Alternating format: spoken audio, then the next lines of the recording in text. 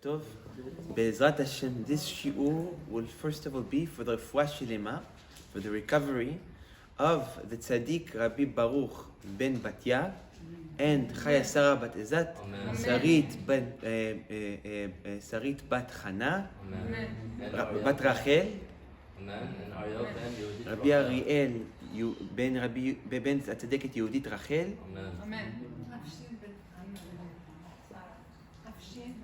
ואפשין בן שרה, ולכל חולה עמו ישראל. שהקדוש ברוך הוא בית השם ישלח רפואה שלמה ברמ"ח איבריהם, שישא גידיהם, אין עוף עליהם בזכות הצדיק רבי חיים פינטו יגן בעדיהם, ושהקדוש ברוך הוא ימלא את כל משאלות ליבם לטובה, אמן כן יהי רצון בעזרת השם. And as well, בעזרת השם, this shiur will be for the success of all those participating here with us. May HaKadosh Baruch Hu B'at Hashem hear all our prayers. May HaKadosh Baruch Hu open up all the gates of Shefra and Bracha and Tzlacha. And with the merit of Rabbi Pinto and Baba Saleh. Tomorrow night it's going to be Terulah. May HaKadosh Baruch Hu B'at Hashem bless us with all the Berachot. Amen. You know, Abotai, this class, Be'ezrat Hashem, we're going to do something that we haven't done before. So of course, Be'ezrat Hashem, we're going to continue on forward in the 7 gates of Tefillah. But we're going to have to go back a little bit. The reasoning that we have to go back a little bit was because last week, I think it was a little bit not enough introduction. So I would like to reintroduce it and B'at Hashem maybe build it in a different manner in order for it to be a little bit easier to digest all what we spoke about in the previous week. It was very abstract, it was very new. It was not necessarily things that were familiar of hearing. So what we're going to do is we're going to rebuild it and continue forward, but also B'ezrat Hashem make sure that we all know the exact understanding of what we spoke about. Because you know, Abotai, like we mentioned, a lot of these studies are actually leaning one on the other. But you can't move to the second if you don't know that you have the tools of the first in your pocket. So that's why it's so important that we all completely close the first door and the second door and we put it aside. So as we all mentioned, Abotai, as we all know, last week, we started what? We started the 4th gate of the 8 gates of Tefillah, which this gate, name is what? Zechut. That, as we know, every single gate has its name, has its angel that represents it, and this one is Zechut. Now, you know, Abotai, when we spoke about this gate, we asked, how come this gate is called Zechut? So, last week, we mentioned that the reasoning that it's called Zechut is because of the main angel, the gate watcher that protects it. Which his name is what? Zechut El. But that is not 100% correct. Why?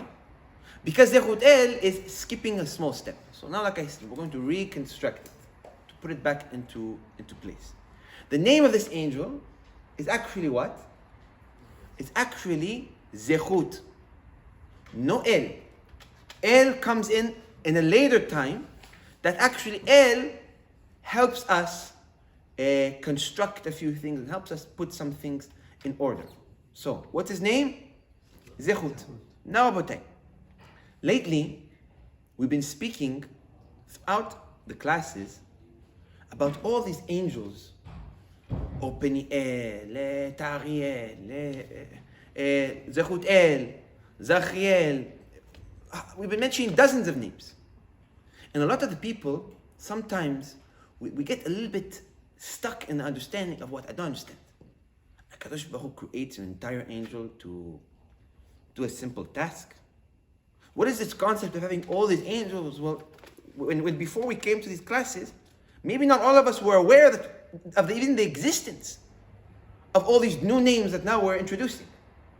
So what is actually the existence, and why is it that HaKadosh Baruch Hu created so many different angels for so many different tasks? And I think this is something that is very crucial in order for us to understand, especially going into the deeper gates. Because the first 4 gates that we spoke about, they were very easy to compress them and to feed them without so much background. But the deeper we go, we need to have somewhat of a base of knowing how to chew this information and how to digest it correctly. So now, but in order to understand this, we have to put 2 things into perspective. We have to put into perspective that we are in a world of Gashmiut. What does Gashmiut mean? Material. This is a world of material. All life is material. Everything that exists inside of it is material objects. In the next world, it's the world of what? No? Spiritual. Where everything that exists is built out of spirituality. Now, Rabotai, we have to understand that even our world is built from 4 elements, from 4 types of life. What are these 4 types of life? Domem, Tzomeach, Chai, Medaber. What does that mean? Mineral. Domem, inanimate object, such as dirt, sand, water, stone, metal, etc. Second one, Tzomeach. Tzomeach is something that grows, a plant, a tree, a flower, a fruit, etc. Third one is Chai, life, so it's animals, some people also, you can put inside that category. But all the animals, all the birds, everything that is alive. And the fourth one is what? Medaber, one who speaks. Where today, the only creature that speaks is what? Is humans. At previous time, it was actually a category.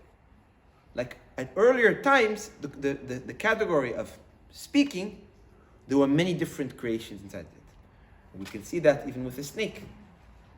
That the first snake was like what? Was like a human. He was an animal that was able to speak, was able to walk. He had 2 legs, 2 hands, and he was like Adam. And there were many more men which looked like a person, speak like a person, but they lacked one very crucial and important thing. What did they lack? A neshama.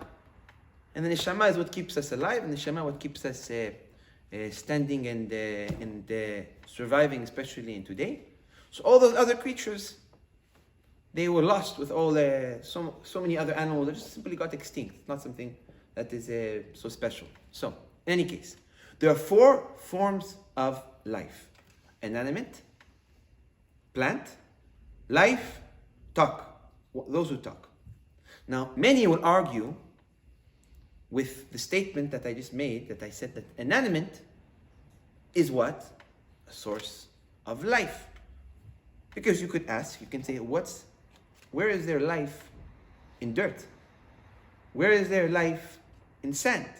Where is there life in stone? To our vision, to our understanding, it is lifeless. It's a lack of life. So how can I say that all these objects are actually ruach haim bo? If we translate ruach haim, it's like a spirit of life. It dwells inside of it. So how can we explain that? So the best analogy that I give when we have this discussion is something very simple.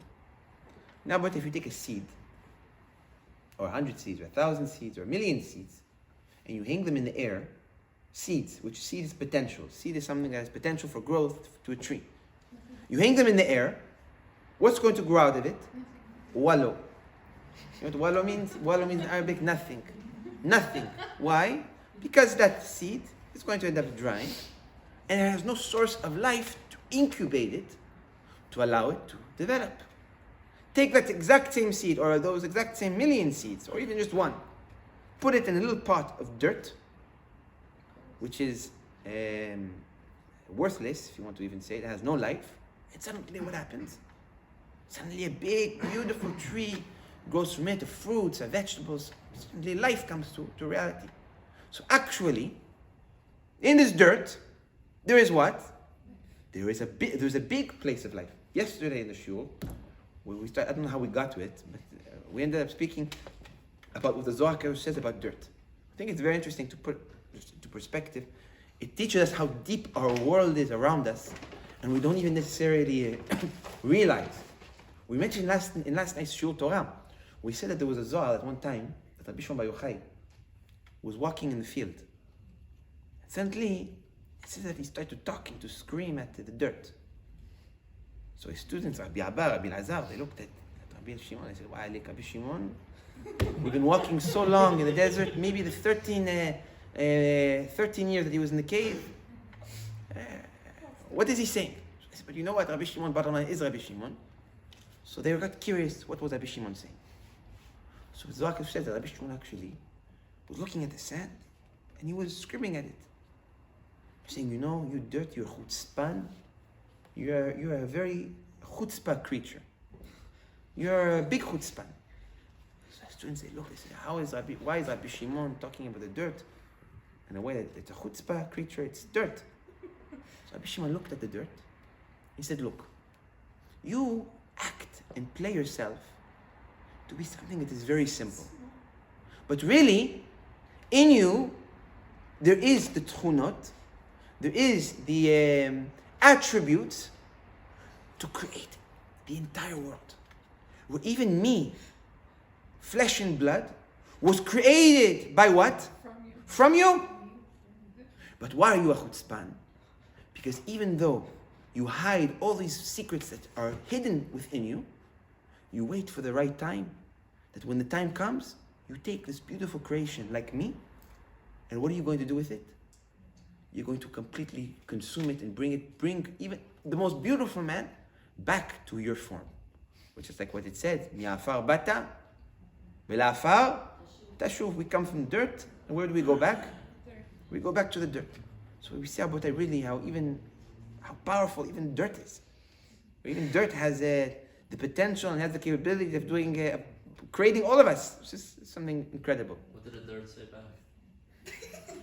To ask the Zohar Kadosh. We're going to ask Rabbi Shimon soon, Bezrat Hashem. But in any case, Rabotai, to go back to our subject. So, even the dirt is what? Or even the inanimate is what? It is a source of life. Everything is a source of life. We even say the Zohar Kadosh. Every object, in order for it to exist, what needs to stand on top of it? An angel. Where if the angel says you don't exist anymore, it disappears. Where there must be some sort of bond that keeps it together. So really every creation has mamash, a source of life. No. These are all sources of life which are physical or spiritual. Physical or spiritual? Physical. Complete physical. A tree. It's a physical form of life. Dirt. It's a physical form of life. We are part of what world? The physical world. So all the world, there's a spiritual perspective, but it's built from a physical reality. So all the world that we're surrounded by sources of life, which are physical sources of life. Now let's try to copy this exact same concept that we explained here and put it in a spiritual matter. What do you end up with? You end up with having different sources of life, like we have here, the table, the chair, the book, the bottle, but in a spiritual world. If you were to take a source of life in a spiritual world, how would you call it in a different way? Even the simplest objects, an angel. We're in Olamot Ha'elyunim, in the spiritual world, they don't have physical tables, they don't have physical scales, they don't have physical books, they don't have physical pens, they don't have physical paper. They have what? Spiritual sources of life. But that translates in what type of matter? In the form of an angel. So many angels, their existence and their purpose is what? Is to act like a table. Where they're an angel, they have a name, they have a job. But bottom line, what are they? They act, their job is to come to existence as a table. They are the table of Olamot Ha'elyunim. They are the source of life, which is like a table, but in a spiritual perspective. Some of them, like we said, act as a scale. Some of them act like a pen. Some of them act like ink. But really, all these angels are what? It's the build. It's the build of the spiritual world in our language, in our translation, if you would like to call it. So the more we go into these gates, you'll start to see that there are many angels that have very simple tasks, and many angels that have more complex tasks, But you see that their tasks, like they are kelim, vessels. That they're not tasks necessarily as you would think of an angel as a person, of you go do this or you go do that, but they're tasks like vessels. To the point where it even said that HaKadosh Baruch Hu, Masechet Chagiga, page Gimel if I'm not mistaken, it said that HaKadosh Baruch Hu every single day creates an entire class, Kat Shel Malachim, every single day. He creates them in order to do one time, Kadosh, Kadosh, Kadosh. That one time they do Kadosh, Kadosh, Kadosh, they have no more use. HaKadosh Baruch Hu wipes them out. Every single day. So really, the angels act, like we said, like the vessels of the higher worlds. So you don't judge them and don't hate on them like people sometimes when they do something that's not well. It's just a task. They're like vessels.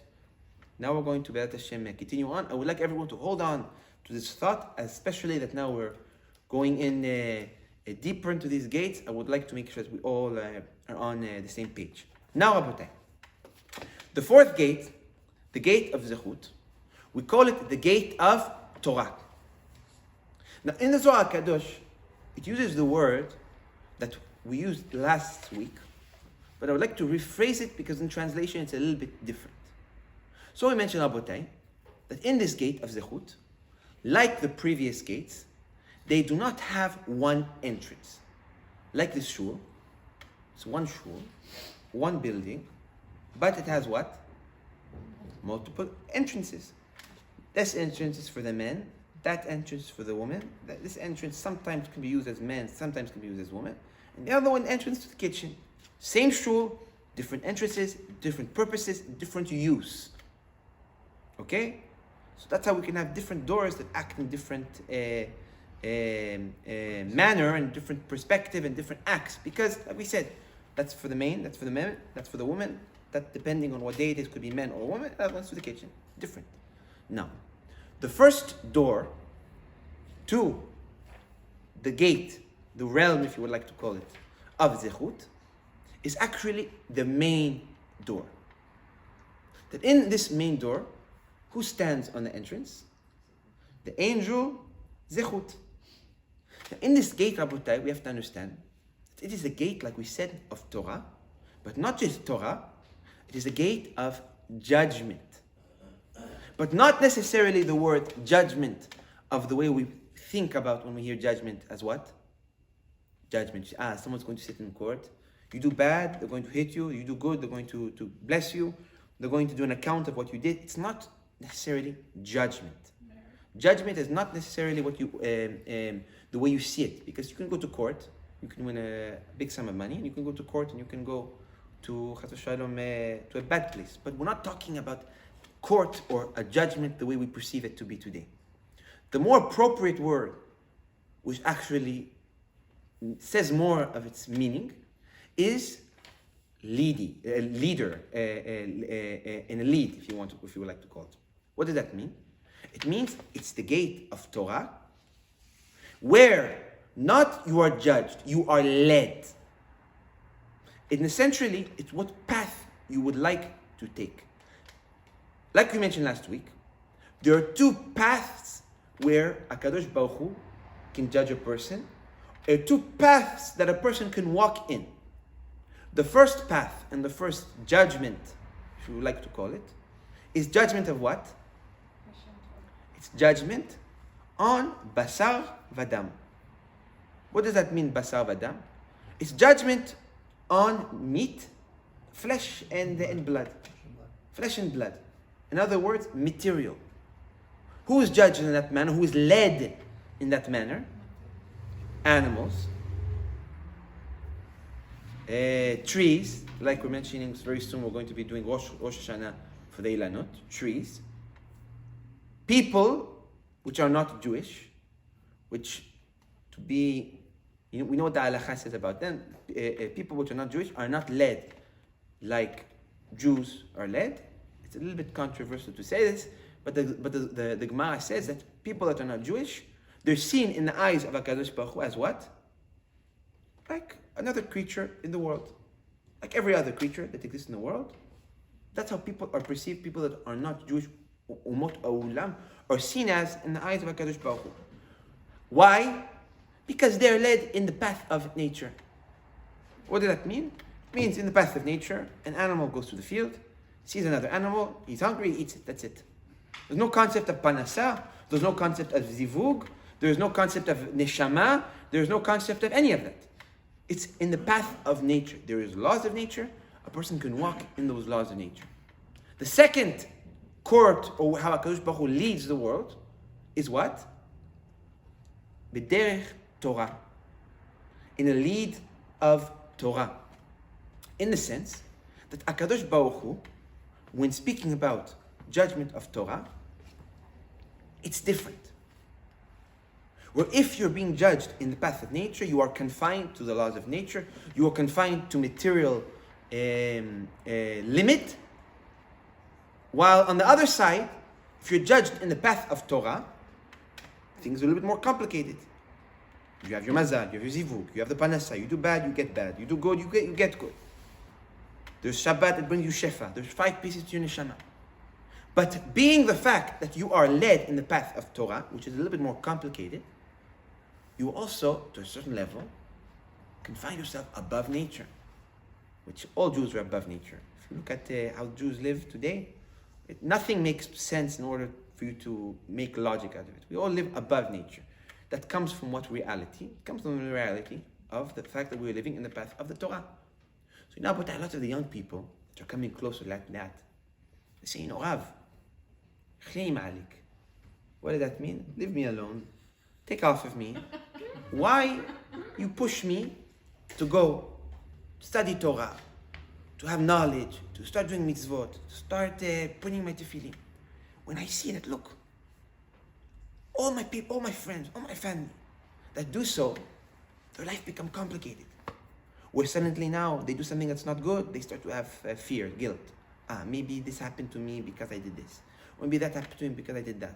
And suddenly, people that start to do teshuvah, a lot of people that tell me, say, no, I do good, boom, HaKadosh Baruch Hu blesses me with all the berachot. I do bad, it's like I don't move even a second, and tuck, I feel it. So a lot of them, they tell me, they say, no, leave me alone. Let me live a simple way. I look outside my window, I see an entire world, 7 billion people. They live normally. They wake up in the morning, they go to work, they come back from work, they eat, they sleep, they do what everybody do. They have no stress, they have no fear, they have no complication. Let me live simple like that. Let me be simple, with no complication of zdav, of this fear and anxiety that I see everybody that are religious have. But the reality, Rabotai, is that those people that you look and you see that are not Jewish, that they live this pink, perfect life with no stress, with no of these thoughts that all of us Jews have. The reason that they're able to live like that is because what? It's because they're being led like we said, an animal. When an animal goes to the field, he sees a plant, eats the plant. Doesn't have to pray for his food, doesn't have to pray, doesn't have to put tefillin in order to have panasa. He is led like an animal. He has no mazal, there's no concept of mazal, there's no concept of shefa at all. So he's judged like an animal, he's looked like an animal, he can also live a life with no, if you want to call it meaning, like all the other creations that Hashem created. But us Jews, there's no way to get away from it. Us Jews, naturally, we are led in what path? We are led in the path of Torah, not in the path of nature. The fact that we are led in the path of Torah means we are also, to a certain extent, confined to it. But we stay in its path, we're blessed. We leave its path, and that's suddenly how things start to become a little bit more complicated. Why? Because we are Bnei Israel. There's no way to get away from it. You're a Jew, there's no person, you can't undo yourself. It doesn't work like that. You can't, you are Jewish, you were born Jewish, you can do what you want, you can say, I'm not Jewish, I'm not Jewish, I'm not Jewish. You're stuck. It's a big blessing. But with big blessing and big value comes what? Responsibility. It's like if I give you a Rabbi Aharon, a big diamond, I promise you I'm going to Rabbi Aharon. When you walk in, make sure nobody sees it. And you have to be very careful. It's a big responsibility. So the same thing is with your neshama. When you come down to the world, you're given a very expensive diamond, and you have to take care of it. If you don't take care of it, your supervisor is going to tell you, look, you're putting the diamond in danger, and he's going to correct you. So the same thing, Abotai, exists in our life. The same thing exists, Abotai, in the way we walk and in the way we are led. So, Abotai, this gate of Zechut is a gate of Torah. It's a gate of leading by the rules of the Torah.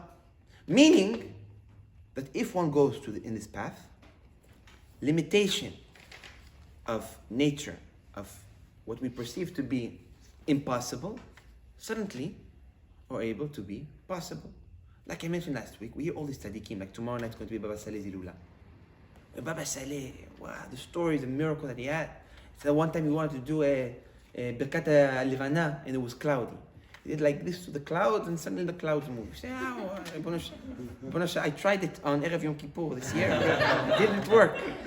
Everyone, so let's all take our hands and we move it at the same time and hopefully nothing happened. It was and we were on 9th floor. It was on the roof of the hotel. So really, you would think that something would happen. To be on that height, nothing happened.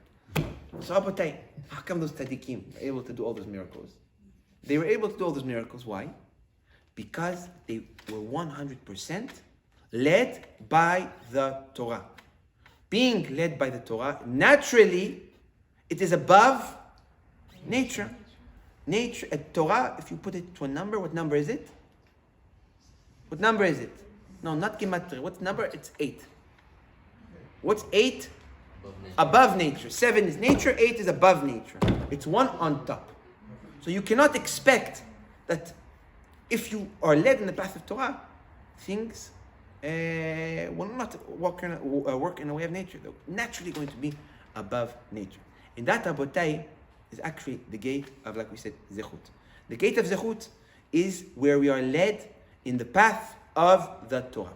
Now, Abotai, what happens in this gate that actually makes it so unique? So last week, what we wanted to do is we wanted to explain it a little bit backwards in order for it to be simpler, but it ended up being a little bit more complicated.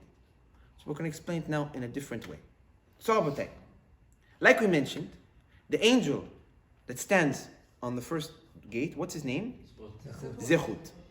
Now, whenever a case, an instance, where one of Bnei Israel approached to this gate, what happens in that moment? The Zohar Kadosh says, the light of the Torah starts to shine on the body of that angel. Why? Because when a Jew comes up, a Jew is naturally attached to one with the Torah.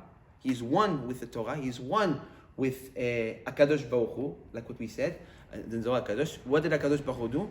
He did an Ichud Elyon. What does Ichud Elyon mean? It means Ichud in English. A unity, but it's different. Ichud, the real word for Ichud, or an example that we can give, it's like when a couple get married, like Bezat Hashem Rabbi Zev, that today he closed his wedding hall, Rabotai. So Bezat Hashem is going to get married very, very soon, Mazal Tov. After the wedding, some Ashkenazim, what do? They go to a separate room and they lock the door in order to have Ichud. What does Ichud mean? It means when two entities come together. Okay? So, the Torah and the Neshama of a Jew, in Ichud Elyon was bonded when HaKadosh Baruch Hu brought the Torah. So naturally the Neshama of a Jewish person is very bright. Why? Because it comes with the light that is reflected upon him due to the fact that he's one with the Torah. So it's like a botai put now on Rabbi Aharon a big necklace with a big diamond. We're going to go back to the diamond. When he's going to walk into the room, what's going to happen? It's going to shine. Why? Because he's attached, him and the diamond, together, one another. So when the Neshama comes to this gate of Zechut, the angel Zechut stands in the entrance, and the Zohar Kadosh says he absorbs that light that comes off from a Jewish Neshama. What is that light called? What is that light called? El. El. And that's how his name is changed from Zechut to Zechut El.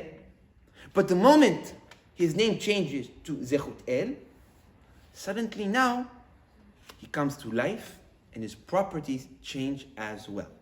Now, Botay, a moment ago we spoke about the concept of these angels, actually the vessels of the spiritual world.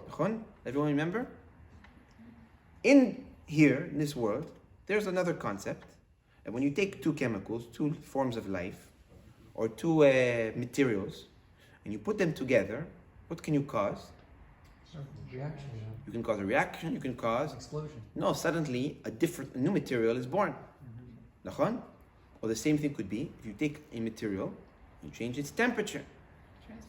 It suddenly transforms to something which is different, something new. Mm-hmm. Take metal, put it in heat, it expands. Put it in cold, it shrinks. The same thing is up there. So now, Zechut, after he absorbs this light of the neshama, what happens to him? He starts to change. How does he change? The Zohar says, and this is something very interesting that we never spoke about, but the angels, it's a very bad way to say this, but they actually have drawings written on them. So many of the kamiyot, which kamiyot is a bracha that we write that people keep in their pockets, a lot of the very, very holy ones are actually symbols that exist on the angels. Now those symbols is like what allows them to keep a spiritual body, a spiritual form. Now those symbols, if you would like to call them in a more younger way to understand it, it's like what they do, the color on people. Henna, tattoo, henna, whatever you want to call it. It's like that. So Zohar says, on the angel Zechut El, in big, he has 3 letters that are carved, that are engraved, that are printed, we don't exactly understand, on his body. What are these 3 letters? Yud, Vav, Hey. The Zohar says, these Yud, Vav, Hey represent and act as what? They act as Chagat. What's Chagat? Chesed, Gvura, Tiferet. What is Chesed, Gvura, and Tiferet? Chesed is the sphere, the sephirah of kindness.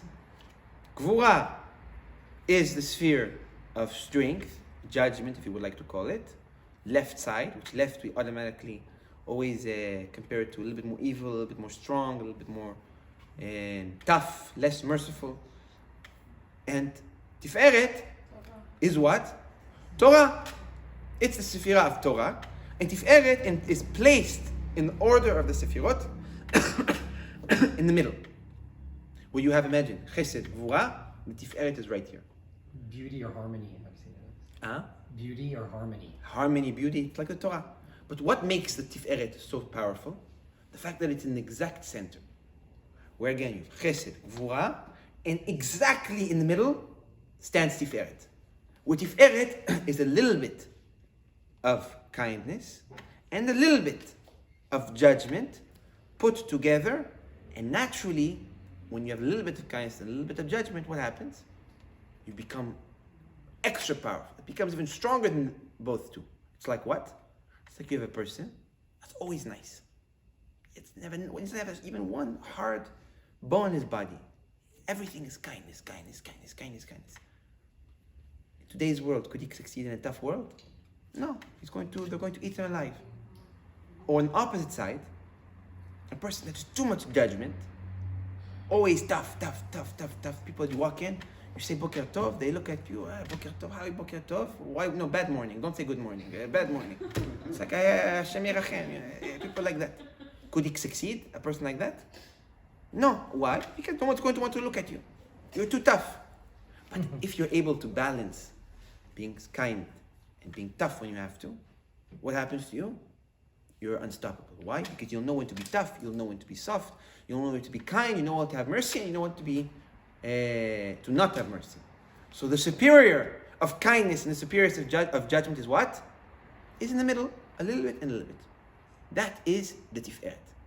Now, each letter represents, like we said, Chesed, Gvura, Tiferet. Tiferet sits in the middle, Chesed to its right, Gvura to its left. Now the Zohar Kadosh says, at the moment the light shines on to this angel Zechut, now it becomes Zechut El, but those three letters reflect like a beam of light. So it's the same thing about It's like if you take when you can use the concept of the diamond a lot, or even a coin. A coin, when you put it in the sun, what happens to it? It starts to shine a beam. But what if that coin was a little bit intricate and it had little diamonds on it? What would happen? It would create what? It would create a different reflection of light. So the Zohar Kadosh says that the moment the light gets reflected on this angel, what comes out? Comes out 70 little beams of life, little beams of light, which essentially, like we said, in our words, they are what? Angels, vessels, angels. Everything that exists there is a form of life, like down here. But in our language, or in reality, they're angels up there. Now these angels act as what? They act as judges. Now, let's explain each of these three different beams that come up. Like we said, each one of them has 70. Now we're going to focus on just one, just on the concept, okay? I want everyone to understand the concept, then triple it in your head. It's the exact same order in all three. So the Zohar Kadosh says that in this beam, you have 70 lights. Now these 70 lights actually, like different colors, mix and match with each other. Now, as a result of these different lights mix and matching at each other, what forms in the center? Two very unique lights, or two very unique angels. Meaning the fact of the existence in the order of these 70 sitting down together, suddenly two new colors, two new lights are created. Which these two new lights are two independent angels, which act as edim, as witnesses. Okay? They act as witnesses. Now, 70 angels around. Why 70 in a circle? So we explained. 70 in a circle is like Sanhedrin. Why Sanhedrin? Because Sanhedrin had an order that it was a courtroom that had 70 judges, where Chazal, our sages, decided that the best way to come to complete fairness or complete righteous judgment is to have all the judges facing each other.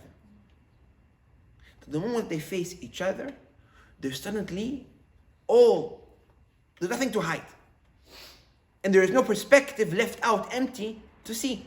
Because you have 70 all around, whoever's in the middle, the one that they're judging or the one that they're figuring it out, from every direction will be perfectly viewed, and the result of that judgment will come as pure as possible. That's how they did at the time. So at the time when you go to a court, at the time of Beit HaMikdash, you had 70 judges. 70. But they sat around and they judged your case, each one at a time. Okay, Rabotai, it's clear till now? Now, how many angels are in each circle? 72. 70 around, 2 in the middle. Now, why do you need these two witnesses to sit down? What are they going to do? They're going to witness on what? They're just standing there. So no. Like we said, there are 7 angels that act as eyes of Hashem. We call them Enei Hashem, which they come down to the world and they observe the world. How do they observe the world? They observe the world through your vision. Or whatever you see, they record. How do they record? Like we explained yesterday, they engrave the image on their bones, which is something incredible. They take that information up there and they feed it to the two witnesses. These two witnesses, it's like they announce it, or if you would like to say it, it's like they put it up for all the 70 angels to see what a person did, good or bad, in his life or in his day. And that is how a judgment comes to a reality. But again, a judgment of Torah. Now, the Zohar Kadosh says, behind every angel of the 70 judges, who stands right behind them? An angel of Umot Ha'olam. An angel of the different nations that exist. As we know about time, every single nation, every single country has what? Has his angel. When does the country rise? Only when his angel rises. Meaning now, for America to grow, and for America to become a strong nation, what needs to grow? America's angel. Eretz Israel, in order for Eretz Israel to grow, what needs to grow? Its angel. Bnei Israel. But Eretz is a bad example because it's a little bit political. But any other nation, in order to lift up. We said something beautiful, that I think it's so beautiful and so amazing, especially in today's generation, where to give a little bit of support in Emunah. Something like we said, I think in the Chanukat Bayit of one of the tzaddikim that is here with us, about the angel of Ishmael. And I think about it, it's truly something incredible. The Zohar says, 2,500 years ago, 2,500 years ago, the angel of Ishmael came to HaKadosh Baruch Hu, which, as we know, Ishmael is who today? Arabim, Muslim people. Now what's incredible is 2,500 years ago, the Muslims didn't exist. Because if you look now, each one looks a little bit research. When did that religion or that thought come to an existence? Only what, 1,800 years ago? 1,500 years ago? 1,400 years ago? That 2,500 years ago, the thought of a Muslim nation never existed. Who was the Ishmaelim? The Ishmaelim was a small little group. It was literally a tribe. A small tribe that survived for all those years because they were travelers. They lived in the desert. They were delivery men. That's the truth. And we learned that from where? From Yosef. Who delivered Yosef from Eretz Israel to Egypt? Ishmaelim. Why? Because they were delivery men. They would take perfume with them. They would carry perfume from one place to the other. The Zohar Kadosh says that the angel of Ishmael went up to Hashem. And he told Hashem, HaKadosh Baruch Hu, how can you put Bnei Ishmael in a lower place than where you placed Bnei Israel? Bnei Ishmael and Bnei Israel, they both come from who? From Avraham Avinu. So if they come from Avraham Avinu, they should be treated the same. They should both receive a piece of the land. What did HaKadosh Baruch Hu answer? So HaKadosh Baruch Hu said, listen, Ishmael's angel, you can't compare Bnei Israel and the Ishmaelim. Bnei Israel are one, they're my kids, they're a piece of me. The Ishmaelim are not necessarily a piece of me. And we also have to put in consideration that the Ishmaelim and their religion is not Avodah Zarah. It's not idol worship. Because they have their translation wrong. But they believe in HaKadosh Baruch Hu. They believe in one. They believe only in Hashem. That's why even halachically you're allowed to go into a mosque and you can't go to any actual idol worship. I'm not even going to mention its name because we're in a shul. But we're allowed to go in a mosque and not another one. Why? Because it's not idol worship. So it says that the angel of Ishmael looked at Hashem and said, I have a question for you, Hashem. If a man has Brit Milah, meaning he was circumcised, and they did the circumcision in your name, because you asked, isn't that enough for him to come as a part of one of your children? So what did HaKadosh Baruch Hu answer? HaKadosh Baruch Hu said, yes, you are right. If a person does circumcision, and he does it really for all Malchut Shamayim, in the name of Hashem, to take off the bad and to be one with HaKadosh Baruch Hu, he should have a place in Shamayim. He should have a place in the land. He should have a place as my kids. So what did HaKadosh Baruch Hu answer? What did the angel of Ishmael answer?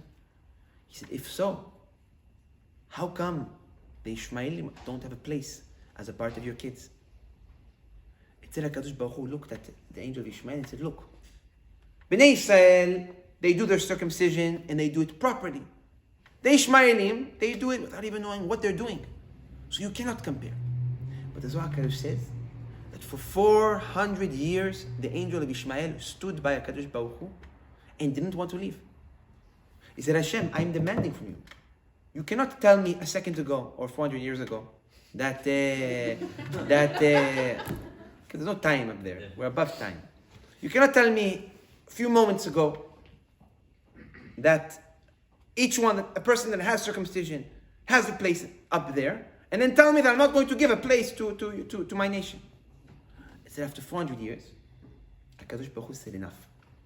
Let's make a deal. And what was the deal that Hashem made with the angel of Ishmael? The deal was where Hashem said, I am going to cut you out from the spiritual world. I'm going to send you down to the physical world.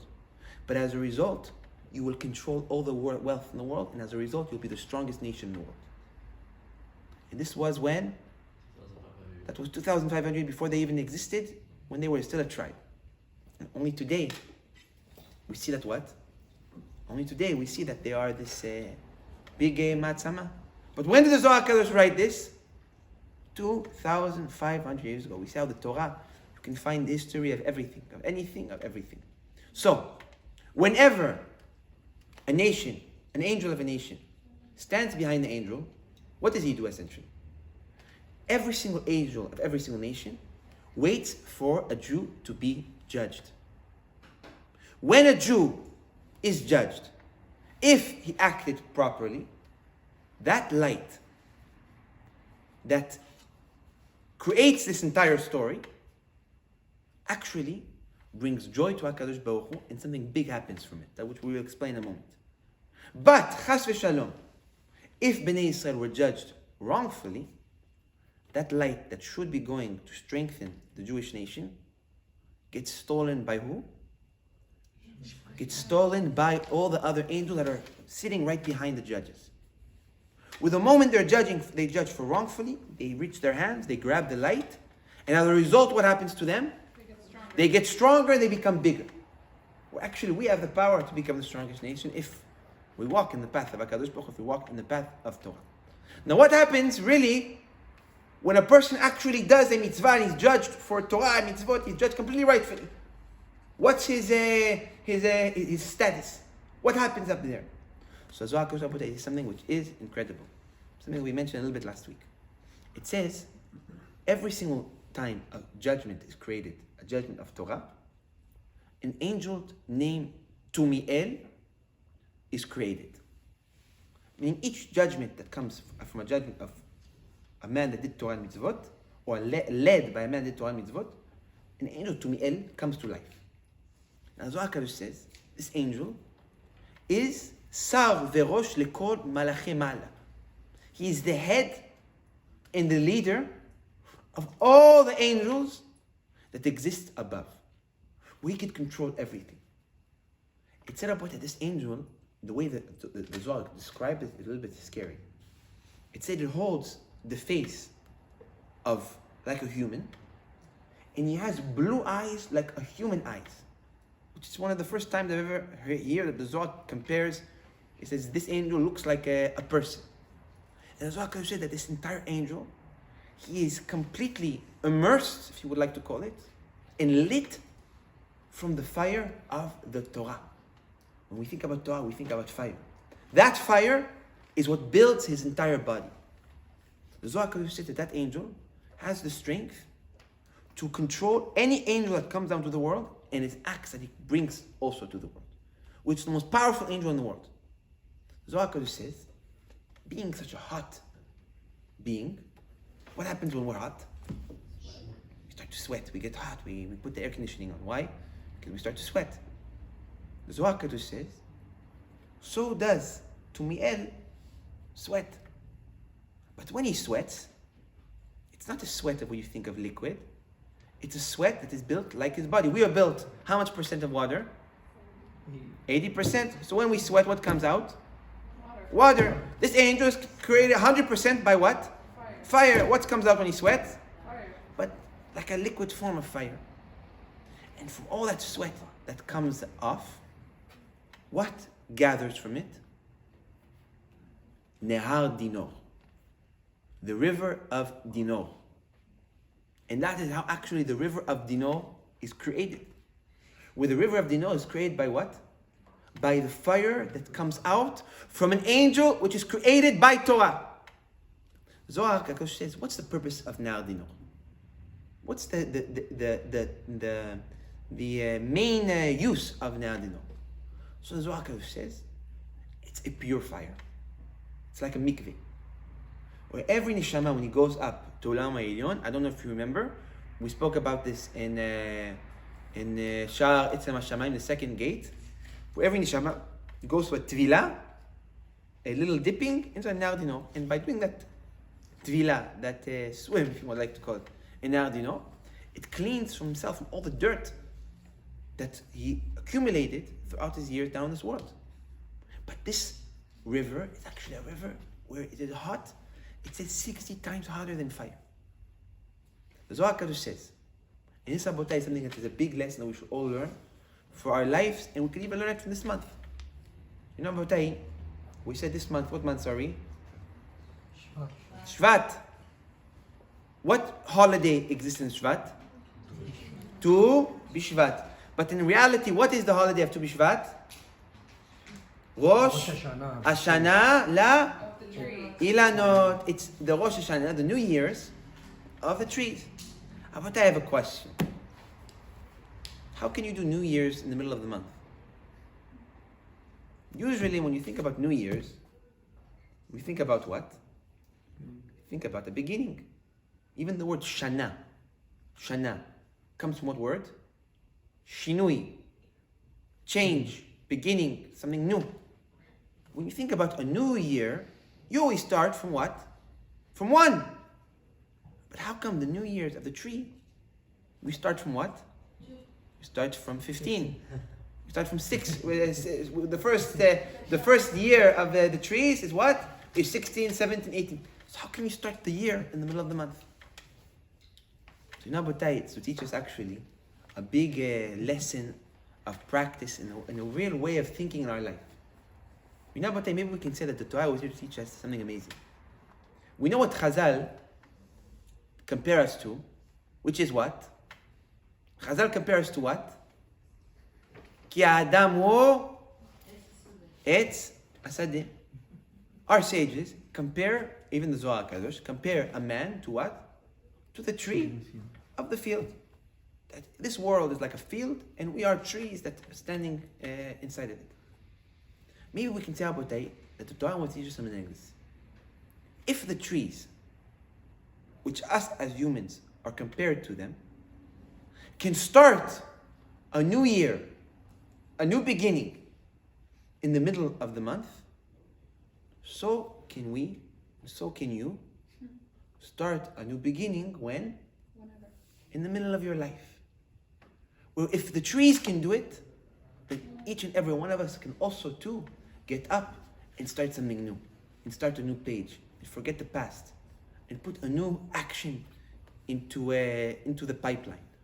Where a person cannot come and say, you know, it's too late. Half my life I didn't do it. What I'm going to start now?